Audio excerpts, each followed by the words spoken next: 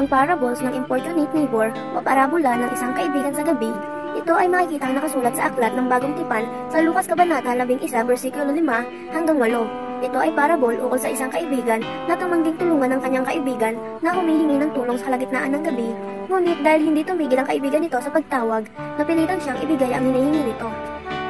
Ang bawat tao ay may kanya-kanyang suliranin at pagsubok na hinaharap sa bawat araw na nagdaraan sa kanilang buhay.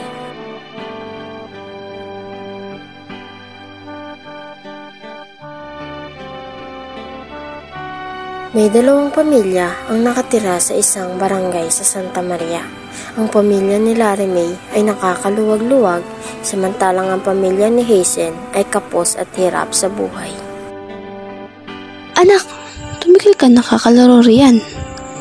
Ina, hindi pa po ba tayo kakain? Hindi pa anak, pasensya ka na.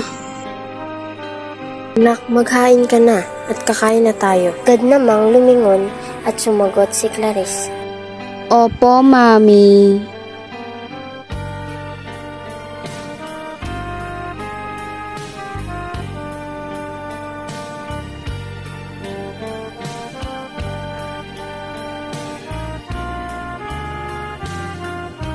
At nang matapos silang kumain, ay nagkwentuhan muna ang mag-ina.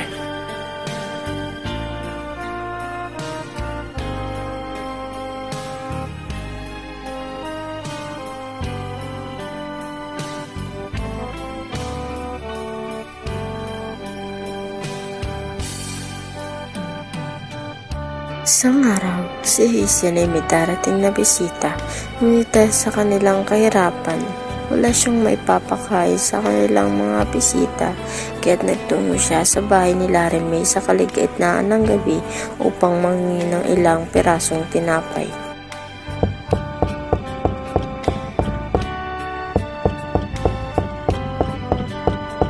Mare, maaari ba ako humingi ng ilang praso ng tinapay upang may pakain ako sa aking mga bisita? Sing si Larry May sa pagtawag ng kaibigan, ngunit hindi siya sumagot.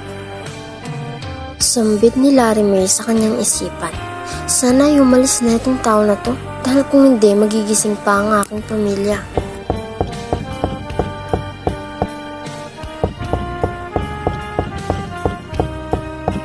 Ngunit nang dahil sa tiyaga ni Hazen sa pagkatok at pagtawag sa pangalan ng kaibigan, walang nagawa si Larry May kundi tumayo at harapin ang kaibigan upang ibigay ang nais nito. Maraming salamat, Mare. Sa wakas ay may mahahanda ako sa kanila. Nang kinumagahan, dumating na nga ang inaasahang mga bisita ni Hazen. Ngunit mahalata sa mga mukha ng mga ito ang pangusga sa kalagayan na mayroon si Hazen.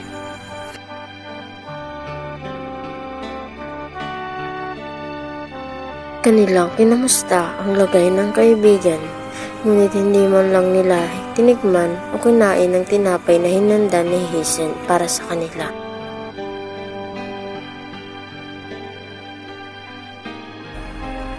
Ang unang moral lesson po ay ang pagiging consistent sa isang bagay ay worth it.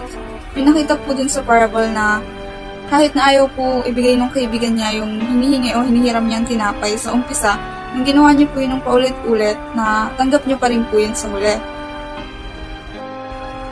Yung pangalawa naman pong moral lesson ay huwag tayong mawawala ng pag-asa. Hindi ibig sabihin na nabigo tayo sa unang pagsubok ay nangangahulugang hindi na mangyayari yun sa susunod.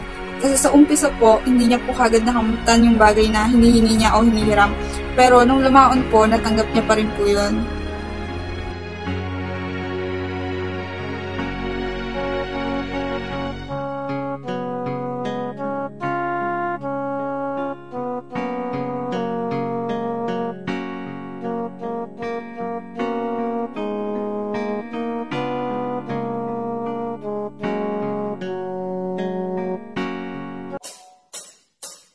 Andito na ang agape na gagawin to.